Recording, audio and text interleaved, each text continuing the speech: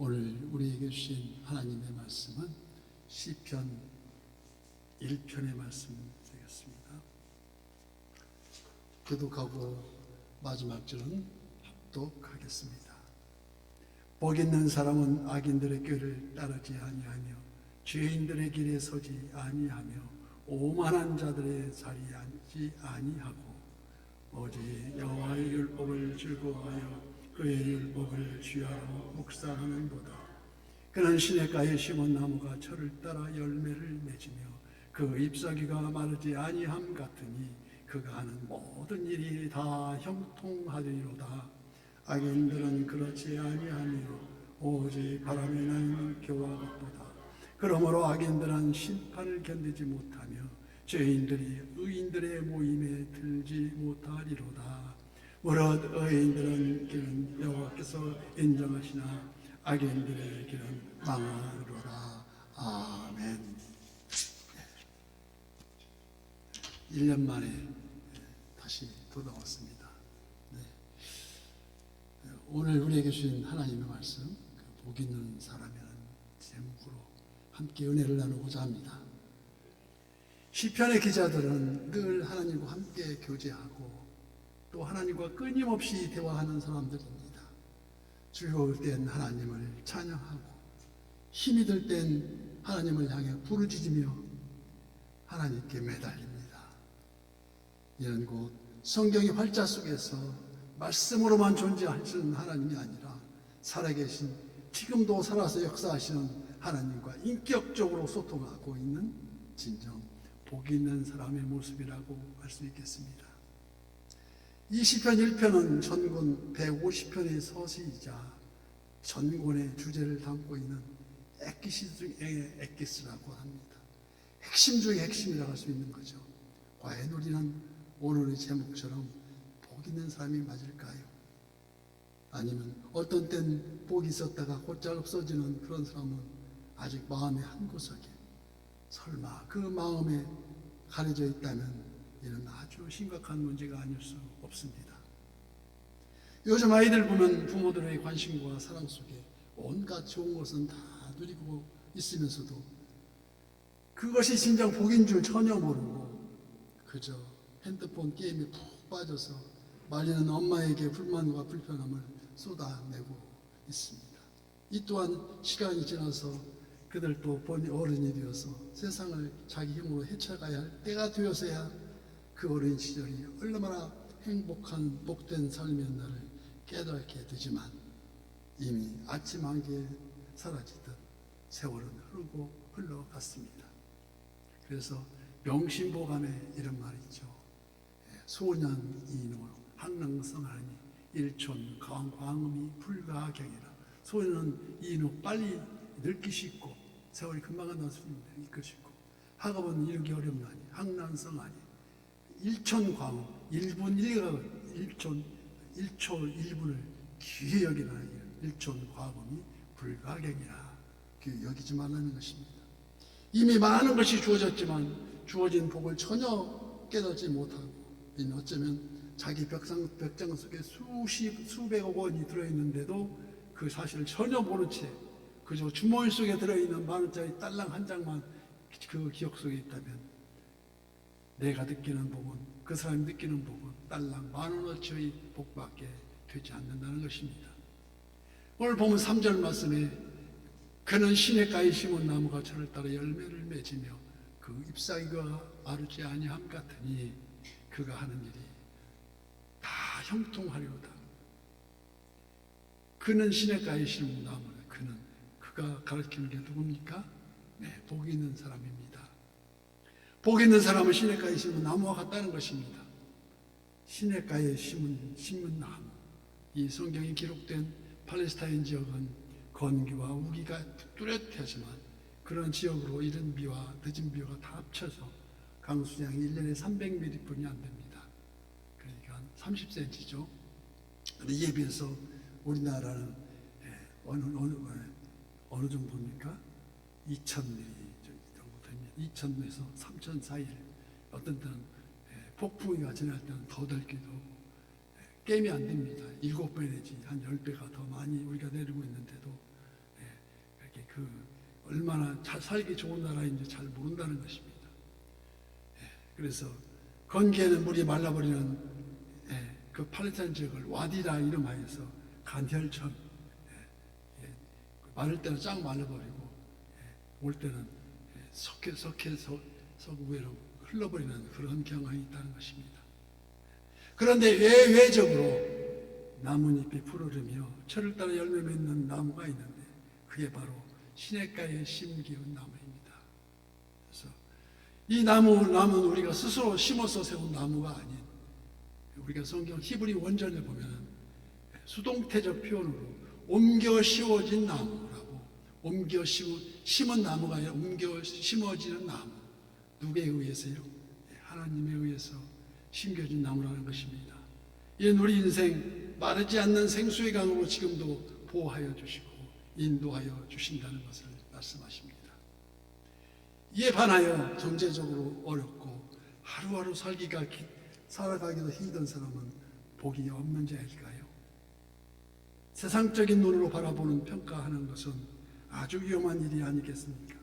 믿음의 조상 아브라함과 그의 조카 롯이 불어난 자기들의 소유물 때문에 같은 공간에서 더 이상 함께 살기가 어려워지자 서로 헤어지기로 약속하고 롯이 요청대로 요단강 낀 기름진 소알 땅을 선택했었고 좌하면 우하리라는 아브라함은 산골짜기 땅 헤브론을 선택하였지만 누가 봐도 복이 있는 사람은 기름진 땅을 차지한 조카 롯이라 생각하겠지만 우리는 성경을 통해서 롯이 결국 어떻게 되었는지 잘 알고 있습니다.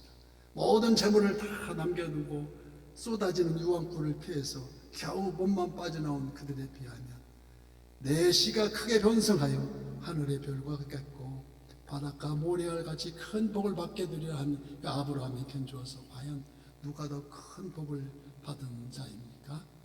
창세기 22장에 내가 내게 큰 복을 주고 내 씨가 크게 번성하여 하늘의 별과 같고 바닷가의 모래와 같게 하리니 내 씨가 그 대적의 성물을 차지하리라고 기록되어 있습니다. 세상적인 복은 언제든지 꺼질 수밖에 없고 촛불과도 같다는 것입니다. 그래서 오늘 1절과 2절 말씀에 복 있는 사람은 악인들의 꾀를 따르지 아니하며 죄인들에게 서지 아니하며 오만한 자의 자리에 앉지 아니하고 오직 여호와 율법을 즐거워하여 그 율법을 주야로 묵상하로다 하는도다.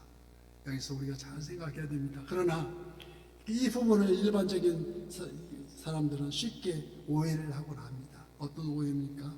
즉 악인들의 꾀를 멀리하고 죄인들의 길에서 벗어나 오만하지 않고 오직 여호와 율법을 주야로 묵상하면 하나님께서 복을 주시리라 그렇게 생각하고 있다는 것입니다. 이 방점은 바로 그 율법을 주야로 묵상한다는 그 묵상이었습니다. 주야로. 낮이나 밤이나 잠도 안 자고 하나님 말씀 묵상합니까? 그게 아니죠.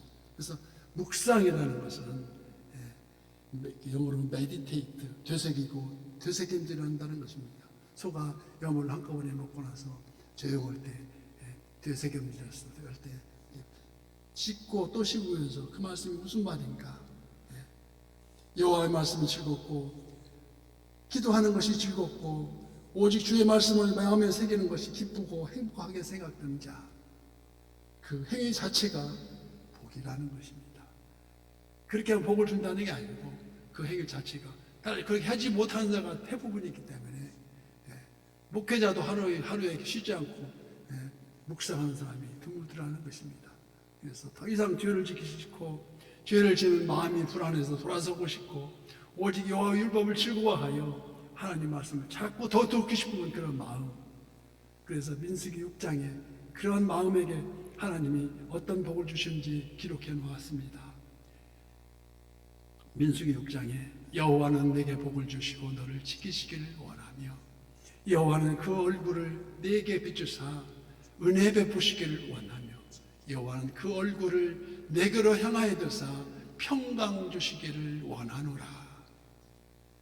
세상은 거짓말 잘하는 것도 능력이라 생각할지 모르지만 사탄의 괴계는 악인의 형통입니다. 잠언 24장 12절 말씀에 너는 악인의 형통을 부러워하지 말며 그와 함께 있으려고도 하지 말지어다. 그들의 마음은 강포를 품고 그들의 입술은 재앙을 바람이니라 말씀합니다. 즉 악인의 형통은 그 자체가 죄가 된다는 것입니다. 이와 같이 잠언 21장에는 눈이 높은 것과 마음이 교만한 것과 악인 형통한 것은 다 죄니라. 우리가 죄를 짓지 말자고 하지 않습니까? 다 죄랍니다. 그래서 오늘 본문 4절 말씀, 악인들은 그렇지 아니하며 오직 바람에 나는 겨와 같도다. 그런즉 우리가 가야 할 길 호람되어 하나님 앞에 우리가 남은 인생 그 목표가 진실되고 참고 견디는 열정, 그 목표를 위해서 우리가 기다릴 줄 알아야 한다는 것입니다. 영어로 인내가 페이션스라고 합니다. 페이션스.